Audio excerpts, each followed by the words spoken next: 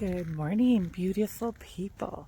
It is 5:45 in the morning. It's 45 degrees. I am just leaving my lake house. Can you kind of see the first dawn coming over the mountain? So I just finished a book called The 12-Hour Walk, written by an amazing adventurer.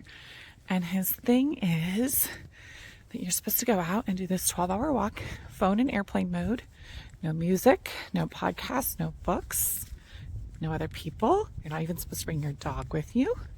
And you walk for 12 hours in silence, preferably in nature, but you can do it in the city if you have to.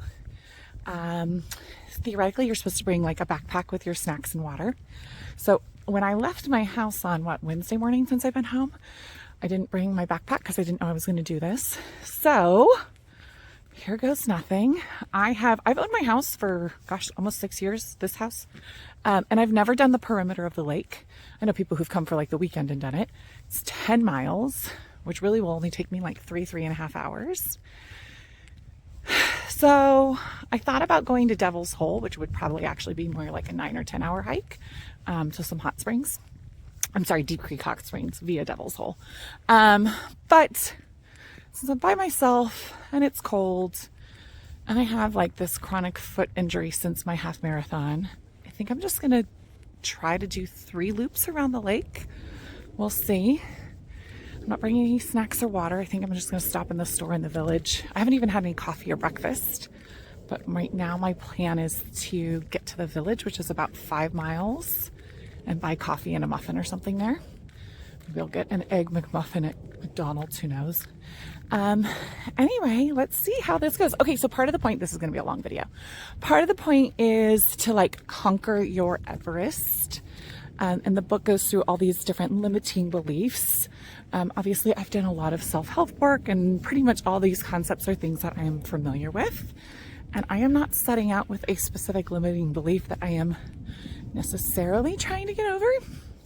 However, I am choosing to have new attitudes in my romantic relationships and have something new happening. So I'll be thinking about that.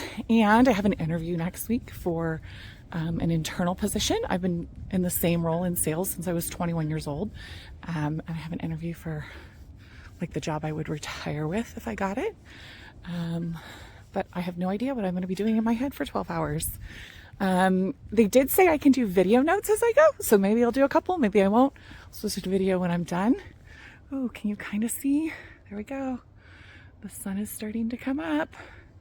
All right, see you in 12 hours. Okay, I'm pretty sure that's a bobcat. That's not a house cat. We just surprised each other. We're both walking across the road. Okay, please go on your way. I don't think he could hurt me too bad.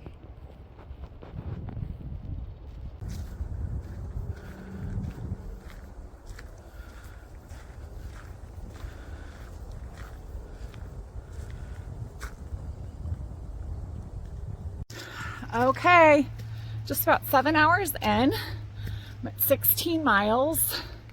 The perimeter of the lake is only 10, so obviously I added on a lot. Massive stairs up. I'm tired. I'm very thirsty. I had 6 ounces of water this whole time. So I'm gonna go to my house, chug water, I think sit in the hot tub, have some lunch, and do another 10 miles.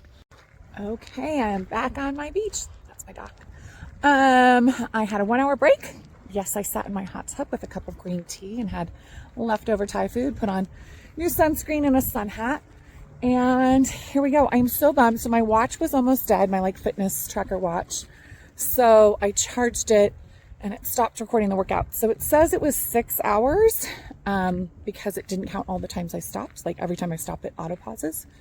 So it said 6 hours, 16.39 miles. So it's just about 2 o'clock right now. I need to keep walking till 5:45. I've got a 10-mile loop around the lake. Last time I went clockwise. This time I'm going to go counterclockwise. I think I have time to stop at Lake Arrowhead Brewing for a beer or a stout or a sour or something. So yeah, All right, let's do this.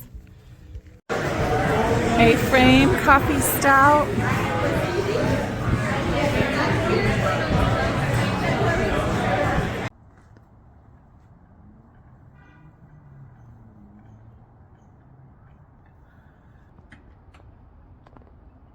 It is 7:15. I started this 13 and a half hours ago.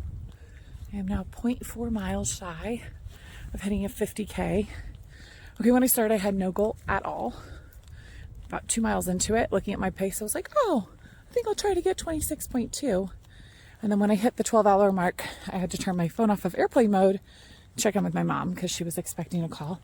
I was like, oh, I wonder how far 50K is in miles. Turns out it's 31.0907 miles.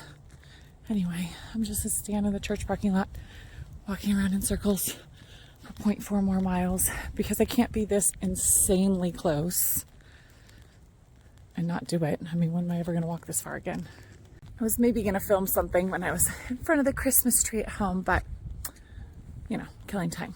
I also have to be at work at 6:30 in the morning, so I still have to drive down to Redlands, check into a hotel room, find somewhere to eat dinner, get some sleep, get up and work at 6:30. Okay, do I recommend a 12-hour walk? Or the book for that matter? If the thought of a 12-hour walk is like, oh my gosh, I could never do that. That's crazy. That's too much. You know, never me. You probably should do it. You're exactly the person that book was written for.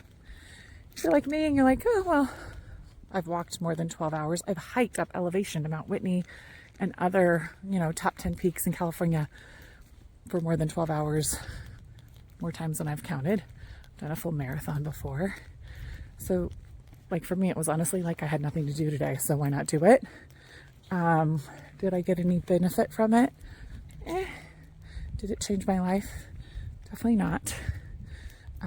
So that's my review on the book. However, I am kind of stoked that I'm going to hit 50K because, you know, I'm all about bucket list accomplishments, and that's one I didn't have. So that's cool. But anyway, if you're inspired by it, you should read the book because he breaks down chapter by chapter like different limiting beliefs, none of which I feel like I struggle with. But if you have any limiting beliefs you want to get over, read the book.